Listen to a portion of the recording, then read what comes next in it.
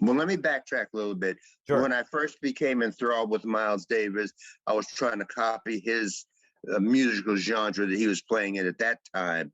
This was like in the early 60s to late 60s, where he was playing tunes like If I Were a Bell, Green Dolphin Street, and, standard tunes. And then near the end of the 60s, when he started changing to the electric, and then but I was always trying to play bebop or post bebop up to the time I joined Herbie. Even when I first joined Herbie, it was just acoustic instruments. There was the only person playing electric was Herbie on electric piano. But then on my third album, it was called Sunburst. The day before the album, the producer, he hired all these so to speak, fusion musicians like Alphonse Johnson on bass, who was with Weather Report, George Duke, fantastic keyboardist, Harvey Mason, the drummer, who was on Herbie's original Headhunters. He hired those musicians. I knew them, but I'd never played with them. And then the producer bought, through the record company budget, got me a wah-wah pedal, Echoplex, and a phase shifter. I had not been playing those until the day before the record. Wow. So when I was like a little kid in a candy store. Wow, wow, wow. And by beginner's luck, it all hooked up with the rhythm track. It sounded like I knew what I was doing. It was total beginner's luck. That's amazing. Yeah. And then after a while, I beginning to really dig the Echoplex with the big, wide, cosmic sound. And I would bring my Echoplex to jam sessions, playing bebop and thinking to myself, oh, Eddie, you sure have a big sound, to myself, and accidentally somebody knocked the plug out of the wall. My sound cut off. I said, oh shit. So I gave all my electrical equipment away. I said, I'm gonna get my own sound back again. Oh, sure. Because you felt like it was like a crutch or something. You were relying on that. Because I was kind of leaning on it, sure, to make an artificial sound. It sounded great, but only once after that, after I started to get my own personal sound together, then that's icing on the cake. Sure. But right. While I was doing it, I loved it. Yeah. Well, it certainly adds such a texture to that music. I mean, Sunburst in particular, all that. But I was going to ask you if it was if you're controlling all that as you go, the effects were under your control. You're doing it live in the studio. What were those recording sessions like? In particular, Sunburst, or perhaps like some of those recordings that you were doing in the early '70s under your name. What were the recording sessions like? Well, nowadays recording sessions, you have like maybe to do a whole album, 6 hours.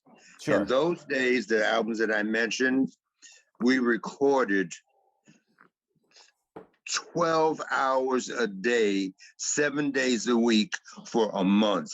Whoa. Big budgets, $100,000, which is unheard of for the quote unquote jazz record. They called it under the jazz canopy at that time. So for the first week, 12 hours a day, 7 days a week, we did just the basic tracks. The second week, 12 hours a day, 7 days a week, we did the editing. That's the second week. The third week, 12 hours a day, 7 days a week, we did the overdubbing, splicing and overdubbing, doing the solos, piecing them together so it sounded seamless. And the fourth week, 7 days a week, 12 hours a day, doing the mixing. So a month it took to do those records. So when it came out, it sounded fantastic. I would hope so. Sure. Yeah. And even though a lot of those solos, it sounds like it just rolled off my tongue. Sometimes it would take 12 hours for me to do a solo of 32 bars, You know, I Wow. would do Yeah. one bar at a time and splice it together where it sounded like it was seamless. Even though that was like a punk way of doing it, after listening to it in retrospect, it became incorporated in my style. So it was like a painful learning experience, so to speak, for Interesting. myself. And Sure. then that became part of the way I started playing. Sure. So now, Yeah. were the compositions written sort of as a part of the recording process, or did you come in with the compositions in advance? The compositions that I would write, because I'm not a composer, so to speak, were just like sketches, and let the band, fill in the gaps. I just write, like landscapes, areas of sound, and let everybody contribute their own personal thing in there. Because as the percussion player in a famous saying, he said, a collective portrait far supersedes any self-portrait. Mm-hmm. Rather me writing in all the parts, that's just my narrow way of looking at things. But when everybody gives a contribution, the music becomes much more vast. Sure. So you're coming in Mhm. with sort of the foundation, the skeleton of it, Yeah, and then you just allowed everybody to bring their own personality to absolutely. that music. And yeah, it was almost like a conversation. Rather than me write everybody's part, then I think that narrows the whole musical scope of things. Mm-hmm. Sure. Wow, that's Yeah, fascinating. And it's interesting too, because that's such a different approach. I would think the approach of spending, let's say, that amount of time on the recording and then on the splicing and the editing and the mixing and everything like that, that seems to be a departure from the way that you'd create, let's say, a jazz record in exactly. 19, Exactly. you know. It's not that the creative process is almost like going to the lab and putting Frankenstein together, rather Sure. than the creator making it. Right. Yeah. Yeah. Yeah. But it's fascinating because listening to realization and all this stuff, it is very cohesive. It's all it Oh doesn't yeah, you yeah, wouldn't know yeah. it in a million years that it That's was. just the way it was. There was no overdubbing of solos. There was no splicing. What you heard on the album Realization and Inside Out, Hmm. that's the way it was. That's the way we played.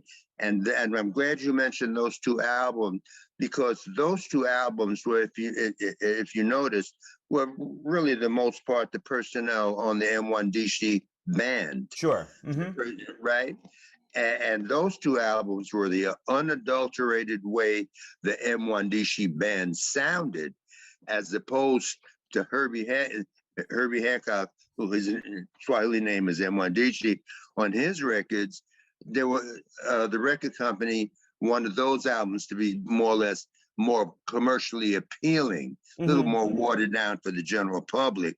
But those two albums, the guys in the band were gracious enough to allow me to put it on my name. That's the way the M1DC band really sounded. Okay. So those two records in particular, you did more of it was less of the overdub and more of the Oh, this was we're just absolutely, playing. You just absolutely. played it Yeah, through. yeah. What you heard is the way it was. Oh, fascinating. Yeah, Okay, but then yeah. so let's say like Sextant or something like that. When you were Now, recording that with Herbie, that was more of the way that you described Sunburst, where it's going to be more of let's say it was more of the overdubs and more of the editing and things of that nature. Sexton. Let me think. Sexton, something the soloing. I don't remember ever overdubbing on. I know Herbie, a lot of his synthesizing stuff.